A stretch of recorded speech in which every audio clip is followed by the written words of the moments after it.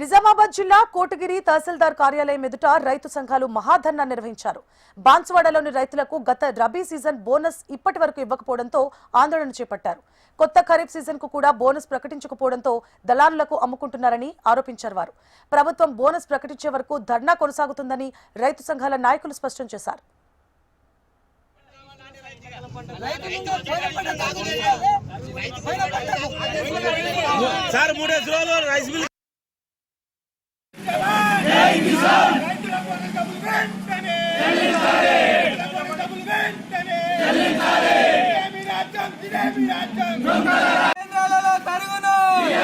రైతులకు బోనస్ డబ్బులు వెంటనే, రైతులకు బోనస్ డబ్బులు వెంటనే.